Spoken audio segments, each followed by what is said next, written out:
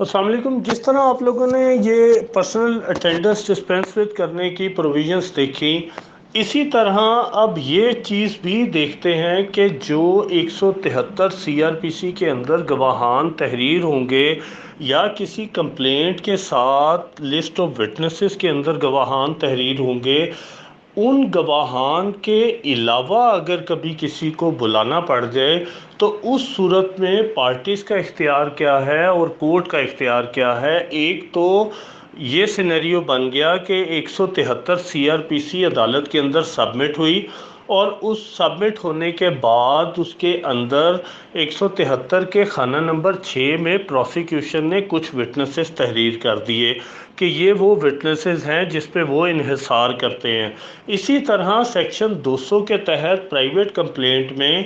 Complainant نے اپنی list of witnesses دے دی کہ میں ان وٹنسز کے اوپر ریلائی کروں گا، اور ان میں سے یہ وہ وٹنسز ہیں جو میں خود پیش کروں گا، یہ وہ وٹنسز ہیں جن کو عدالت کے ذریعے طلب کرواؤں گا۔ ان پروویژنز کو اسپیسیفکلی، ان سچویشنز کو اسپیسیفکلی 244 سی آر پی سی اور 265 ایف جو ہے وہ اسپیسیفکلی ان کو ڈیل کر رہے ہیں ڈیورنگ کورس آف ٹرائل۔ لیکن یہاں پر یہ سمجھنا ضروری ہے کہ یہ پروویژن صرف اور صرف انہی گواہان کی حد تک لاگو ہوتی ہے اور ان کو ہی صرف عدالت سے طلب کروایا جا سکتا ہے۔ جیسے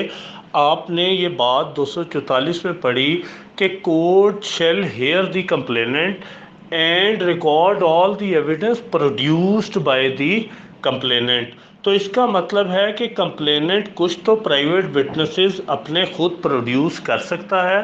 جیسے آئی وٹنسز ہیں، ہو سکتا ہے اس کے واقف ہوں، نیبر ہوں، دوست ہوں، ان کو تو وہ کہہ سکتا ہے۔ اور اس کے بعد میں نے آپ کو یہ بات بھی بتائی کہ وہ یہ ریکویسٹ بھی کر سکتا ہے سیکشن 68 سی آر پی سی کے تحت کہ اگر ان کا سمن عدالت جاری کر دے تو میں ان پہ خود سروس کر کے ان کو عدالت میں پیش کر سکتا ہوں۔ لیکن چونکہ ایک کرمنل کیس کے اندر کافی زیادہ گواہان ہوتے ہیں، کچھ پرائیویٹ وٹنسز ہوں گے، کچھ میڈیکل آفیسرز ہوں گے، کچھ ایکسپرٹ اوپینینز ہوں گی، کچھ جو ہیں انویسٹیگیشن آفیسرز ہوں گے، کچھ ریکوری وٹنسز ہوں گے۔ اب یہ سارے لوگ جو کسی نہ کسی پبلک آفس کو ہولڈ کر رہے ہیں کسی بھی کیپیسٹی میں، چاہے وہ ہاسپٹل ہو، چاہے وہ فورینزک ایجنسی ہو، چاہے وہ پولیس ایجنسی ہو، یہ سارے بندے قانون ایکسپیکٹ نہیں کرتا کہ کمپلیننٹ ان کو جو ورڈ یوز کیا گیا پروڈیوسڈ والا، کہ کمپلیننٹ اس کو خود پروڈیوس کر سکے، اور نہ ہی وہاں پر لیجسلیچر یہ سمجھتا تھا کہ یہ بھی ان پہ جا کے پرسنل سروس کروائے گا 68 والی، تو وہ پھر بھی اس کے کہنے پر نہیں آئیں گے۔ یہ ریزن ہے کہ 244 سی آر پی سی کے اندر یہ اسپیسیفک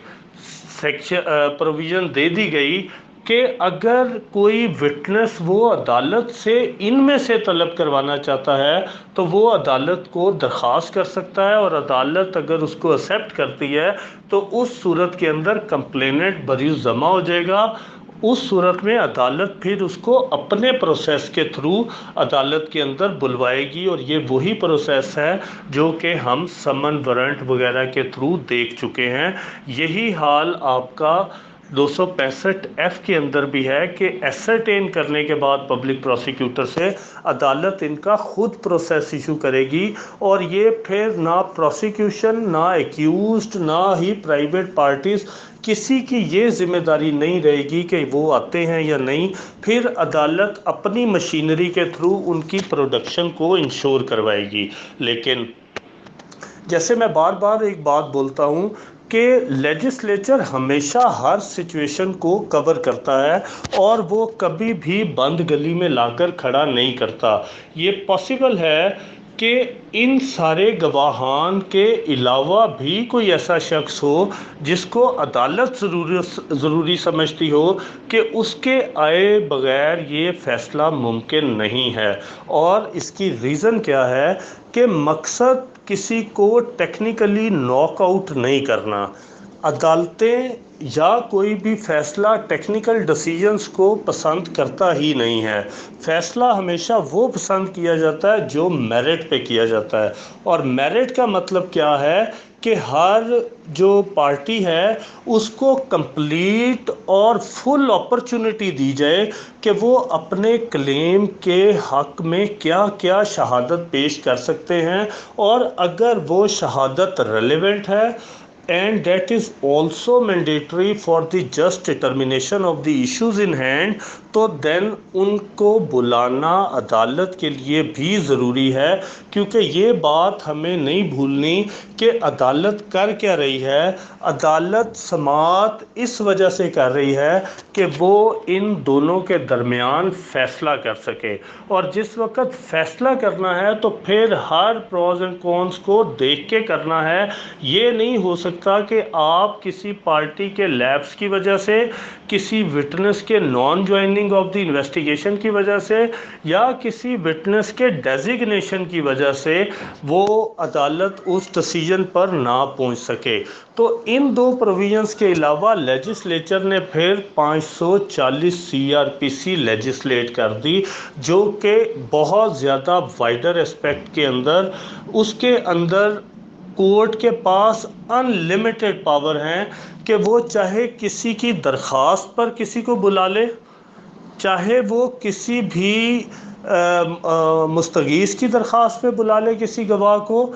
کسی ملزم کی درخواست پہ بلا لے، یا اون اٹس اون موشن بھی اگر کورٹ سمجھتی ہے کہ اس کیس کے اندر اگر یہ والا گواہ آ جائے تو اس صورت میں مجھے اس فیکٹ کو ڈٹرمن کرنے کے لیے جو ہے وہ ہیلپ آؤٹ کر سکتا ہے. اس کے علاوہ یہ دوسری سچویشن کیا کور کر رہا ہے کہ بعض دفعہ گواہان ہو جاتے ہیں اور وہ چلے جاتے ہیں،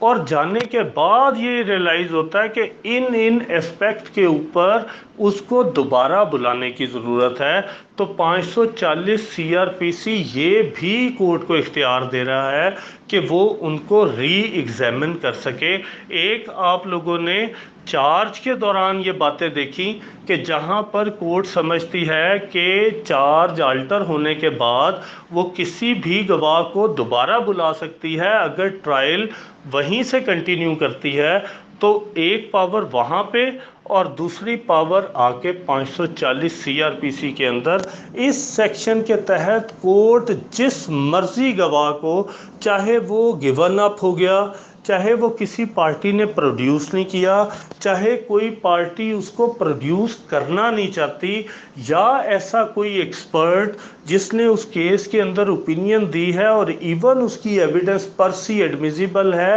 اور کورٹ سٹل سمجھتی ہے کہ اس کو کورٹ کے اندر ہونا چاہیے، یا ایسا کوئی ڈیزیگنیشن جو کہ جتنا ہائی واٹس ایور ہو، جو کہ اس کیس کے فیکٹ سے کسی نہ کسی سینس کے اندر کنیکٹڈ ہو، اور کورٹ سمجھتی ہے کہ اس کو بلا کے اس سے پوچھا جائے تو یہ فیکٹ کلیئر ہو سکتا ہے، تو پھر 540 CRPC کورٹ کی ایک بہت بڑی پاور ہے کہ وہ کسی بھی کیس کے اندر کسی بھی گواہ کو جو کہ اس کیس سے ایکوینٹڈ ہے یا وہ کسی بھی پروسیڈنگ سے ایکوینٹڈ ہے، تو اس کو اس کیس کے اندر طلب کر سکتی ہے. تو یہ آپ کی over all summoning of any witness either for the purpose of examination in chief, for